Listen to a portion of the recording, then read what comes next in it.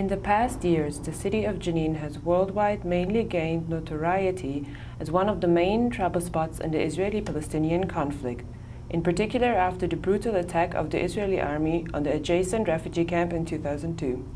This year, the city hit the international headlines with different news.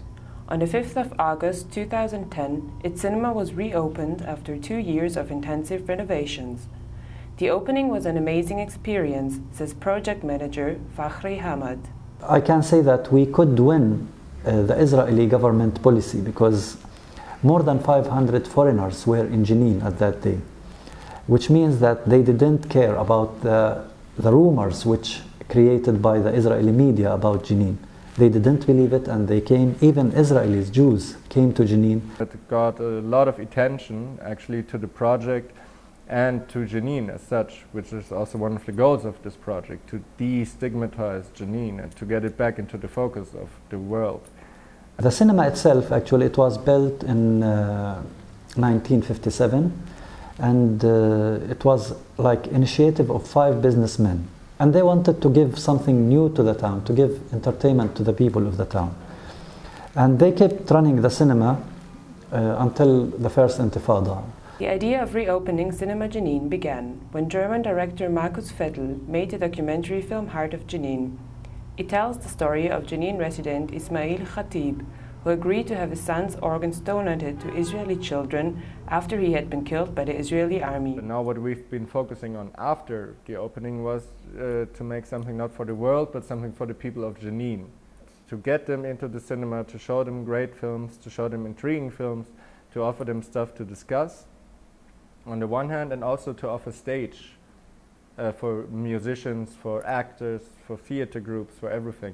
Today, 4 months after the big opening, the cinema runs 3 shows every weekend.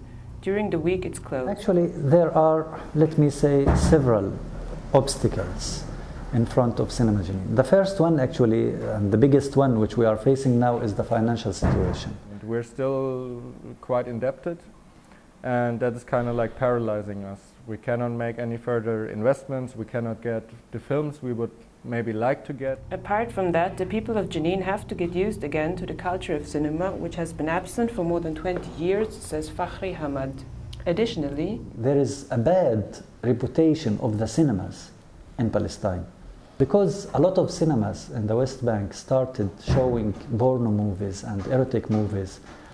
This was applied to all the cinemas. In spite of Cinema Jenin, they didn't do it. Firas Mahajne, however, identifies different problems. He lived in Jenin for 6 years and worked as an accountant for Cinema Jenin for the past 1.5 years.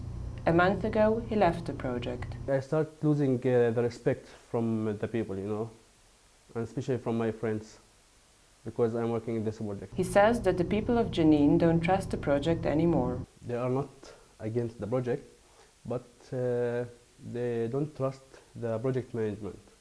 This is due to several reasons. We were working for a few months without salary, and they also promised us to get salary after the opening.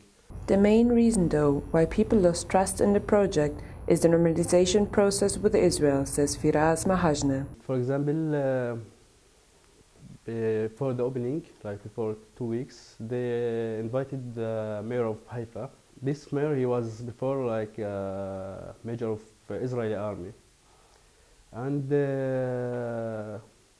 we, as a worker in the project, we refused that, and we stopped this invitation. The people in Jenin, they are welcome the project, but they don't want this project to lead them to forget the occupation.